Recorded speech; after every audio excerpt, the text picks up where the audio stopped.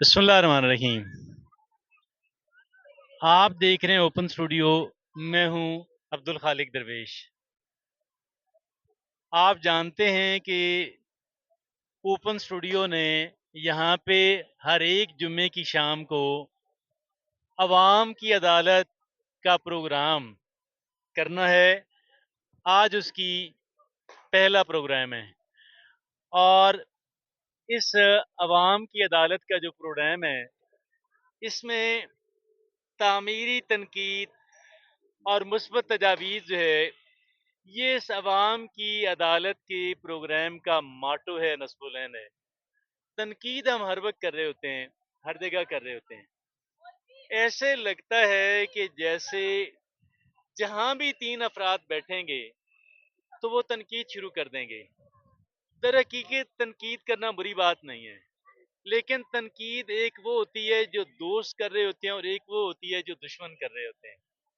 मैंने यहाँ पे देखा कि दोस्तों वाली तनकीद करने वाले अफराद कम हैं, दुश्मनों की जैसी जो है तनकीद करने वाले अफराद ज़्यादा हैं। और हमें अपना रवैया दुरुस्त करने की ज़रूरत है। हमें तनकीद करनी है, तनकीद करना हमारा राइट है और तनकीद करने के फ़वाइद हैं, बशर्ते कि ये तामीरी तनकीद हो, बशर्ते कि ये दोस्तों वाली तनकीद हो। और ये इसका पहला माटो है, पहला नुक्ता है। दूसरा जो इसका है वो है कि मुस्बत तजावीज़, जहाँ पे हमने तामीरी तनकीद करनी है, हमें मुस्बत तजावीज़ भी देनी है और ये दोनों चीज़ें मिलकर फिर यहाँ पे हवा इंशाअल्लाह लगेगी अवाम की अदालत। अवाम की अदालत के अंदर हमारे एक मेहमान शख्सियत भी हुआ करेगी। आज भी एक मेहमान शख्सियत हमारे साथ होनी थी और वो मेहमान शख्सियत जनाबे काजी गुलाम अब्बास साहब, जो कि एक बहुत अच्छे समाजी कारकुन हैं, जिनकी सारी जिंदगी समाजी खिदमात के अंदर गुजरी है, लेकिन वो चकवाल तशरीफ लाए भी और तबीयत की नासाजी की वजह से वो उनको वापस जाना पड़ा और वो इस प्रोग्राम के अंदर शरीक नहीं हो सके। बहरहाल ये जो इंशाअल्लाह प्रोग्राम हमने लॉन्च किया है अवाम की अदालत, ये जारी रहेगा। आज यहाँ पे कुछ अफराद से मेरी बातचीत हुई और जब हम उनसे बात कर रहे थे तो उनसे मैंने पूछा कि चकवाल का बड़ा मसला क्या है। लोगों ने, एक साहब ने कहा कि जी यहाँ पे रेलवे जो है वो रेलवे का ना होना, रेलवे का उजड़ जाना, ये चकवाल का बड़ा मसला है और रेलवे की बहाली जो है वो यहाँ का एक बहुत इंपॉर्टेंट इशू है। मैं रेलवे की बहाली के बारे में आपसे ये बात अर्ज करूं कि ये एक मुसलसल कोशिशें तो इस सिलसिले के अंदर जारी रहीं और यहाँ पे कई एक लोगों ने, एक साहब मलिक फिदा हुसैन साहब गालिबन उनका नाम है, चकवाल के हैं, इस्लामाबाद में मुकीम रहते हैं, उन्होंने बड़ी कैंपेन चलाए रखी मगर कामयाबी नहीं हुई। जब शेख रशीद साहब जो है वो वजीर रेलवे थे और सरदार गुलाम अब्बास साहब जो हैं वो चकवाल जिला के नाज़म थे, तो सरदार अब्बास साहब ने यहाँ पे रेलवे के वजीर जो हैं उनको बुलाया, उनकी ऑनर में एक बड़ा प्रोग्राम रखा और जिसमें जनाब शेख रशीद साहब जो हैं उन्होंने यहाँ पे रेलवे बहाली का वो जलसा भी कराया गया और तख्ती भी लगाई गई, मगर रेलवे बहाल नहीं हो सकी। रेलवे की बहाली जो है इसके अंदर कई टेक्निकल इशू हैं और एक जो बहुत बड़ा टेक्निकल इशू वो ये है कि रेलवे की बहाली गालिबन जो है वो कमर्शियली फीजेबल नहीं है। एक तो अब आप ये देखें कि रेलवे जो है वो बहुत बड़ी इन्वेस्टमेंट का, पहली बात तो ये है कि रेलवे को उजड़ना नहीं चाहिए था। इसका उजड़ना चकवाल के लिए एक बहुत बड़ी ट्रेजेडी थी। अगर इसको डेवलप मजीद नहीं किया जा रहा था तो कम से कम जितना मौजूद था उसको प्रोटेक्ट किया जाता, उसको स्पॉइल ना किया जाता। लेकिन अगर वो हो गया है, अब जो है रेलवे की बहाली का जहां तक मामला है, रेलवे की बहाली कमर्शियली फीजेबल है या नहीं। अब आप ये देखें यहाँ से रेलवे कहाँ जाती थी, यहाँ से रेलवे रावलपिंडी को, अब रावलपिंडी और भवन को जाती थी और फ्रेट के लिए आज भी बड़ी शानदार चॉइस है। लेकिन अब किसी पैसेंजर ने यहाँ से पिंडी जाना हो तो रेलवे का तो कोई एक आध टाइम ही जाएगा, ज्यादा टाइम, बहुत सारे टाइम नहीं जा सकते। लेकिन अवाम ये चाहते हैं कि वो जब भी उनको दिन में किसी भी वक्त रावलपिंडी जाना हो تو وہ اڈے پہ جاتے ہیں، اگر تھوڑی دیر کے اندر اندر ان کی گاڑی چکوال سے نکل جاتی ہے، اور وہ 1.5 گھنٹے کا سفر کر کے یا 1.25 گھنٹوں کا سفر کر کے تو وہ راول پنڈی کے اندر یا فیض آباد اسلام آباد کے اندر پہنچ جاتے ہیں۔ اب یہ دیکھیے گا، یہاں پہ ریلوے کو اس طریقے سے چلایا جانا ممکن نہیں ہے۔ ریلوے کے بہت زیادہ ٹائم جو ہے وہ یہاں سے نہیں چل سکتے۔ ہاں، ایک بات ہے، فریٹ کے لیے سامان لے کے جانا، لے کر کے آنا بڑی شاندار چوائس ہے۔ ایک اور بڑی بات، وہ بڑی بات یہ ہے کہ چکوال کے اندر اب سیمنٹ کی جو انڈسٹری ہے، سیمنٹ کی یہاں پہ کئی ایک انڈسٹریز ہیں، اور وہ ان کو شاید ضرورت ہو ریلوے کی، اور ریلوے جو ہے ان کے لیے بہت مفید اور کارگر ثابت ہو، لیکن اب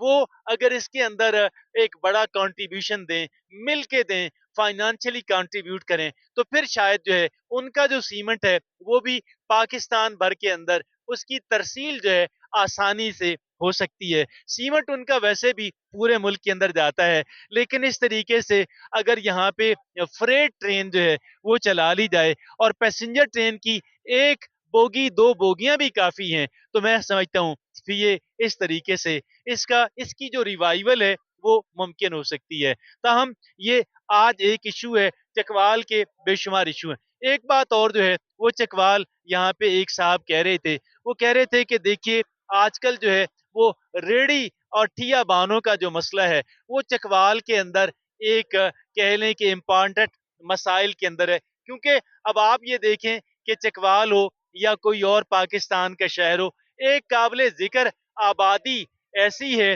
جو ریڑی اور ٹھیے پہ اپنا سامان جو ہے وہ رکھ کے بیچتے ہیں، اور ان کے گھر کا خرچ چلتا ہے۔ تو چکوال کے اندر بھی ایک بڑی تعداد ریڑی بانوں کی، ٹھیا بانوں کی، ابھی ریڑیوں کو یہاں سے تلف کیا گیا، ٹھیوں کو یہاں سے ختم کیا گیا، ٹھیک ہے، ان کو متبادل جگہ دینا جو ہے یہ بڑا امپورٹنٹ ایشو ہے۔ اب ان کو متبادل جگہ جو ہے وہ کیسے دی جا سکتی ہے، اس کے لیے کئی ایک تجاویز جو ہیں وہ زیر غور ہیں۔ ایک تجویز یہ ہے، اب آپ یہ دیکھیے گا ریلوے کی جو زمین ہے وہ کافی ساری ہے، اور یہ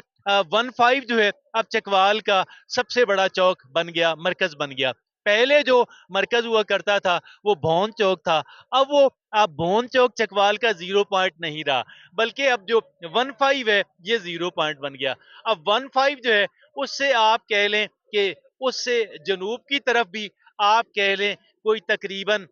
نصف کلومیٹر کا جو فاصلہ ہے، یا نصف کلومیٹر، تقریباً نصف کلومیٹر کہہ لیں، 400 میٹر کہہ لیں، اس طرف بھی جو ہے وہ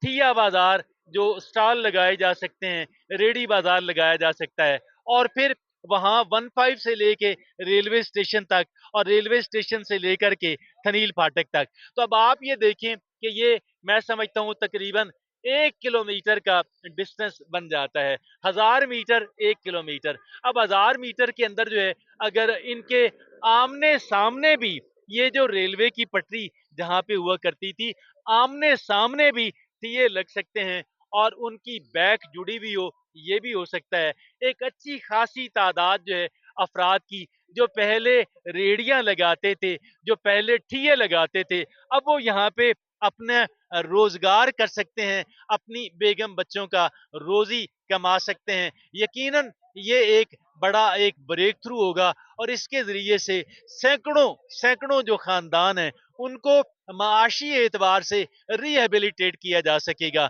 یہ یقیناً ایک اچھا سلوشن ہے، اور اس اچھے سلوشن کی طرف بھی توجہ جانی چاہیے۔ اور میں سمجھتا ہوں کہ کہا انتظامیہ یہ کہتی ہے کہ بھئی ریڑی باندھ نہیں مانتے، ٹھیا باندھ نہیں مانتے، میرا خیال یہ ہے اگر ان کو یہ جگہ آفر کی جائے تو وہ اس پہ ایگری کر جائیں گے، اس لیے ایگری کر جائیں گے کہ یہ بڑی سینٹرل پلیس ہے۔ اب آپ یہ دیکھیں کہ 15 سے جنوب کی طرف جو ہے، یعنی بھون کی طرف، ریلوے ٹریک کے اوپر تقریباً نصف کلومیٹر یا 400 میٹر جو ہے، اور وہ کہاں، بلکہ یوں کہہ لیں کہ وہ جو جہاں پہ جو پھاٹک تھی گرلز کالج روڈ کے اوپر، وہاں تک ہو، اور پھر جو اس کا جو شمال ہے وہ 15 سے لے کر یہ ریلوے اسٹیشن تک اور تھنیل پھاٹک تک۔ اسی طریقے سے میں یہ سمجھتا ہوں اگرچہ یہاں پہ بہت سارے مسائل ہیں، لیکن مسائل کا حل بھی بالکل ممکن ہے، بالکل پاسبل ہے، اور یہاں پہ آج کے لیے عوام کی عدالت سے، اگرچہ آج ہماری مہمان شخصیت جو ہیں